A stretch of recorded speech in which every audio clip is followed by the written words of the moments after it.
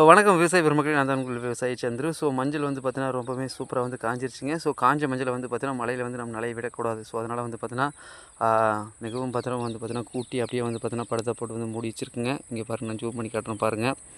So இத வந்து பார்த்தீங்கன்னா, நான் நாளைக்கு காலையில வந்து அள்ளிட்டு போய் வந்து பார்த்தீங்கன்னா, நாங்க வந்து நல்லா வெயில்ல வந்து காய வச்சு, அப்படியே வந்து பார்த்தீங்கன்னா, மிக பிரமாதமான முறையில வந்து மிஷினில் போட்டு அடிச்சுங்க நாங்கள் வந்து மண்டிக்கு வந்து கொண்டு போயிடுவோங்க.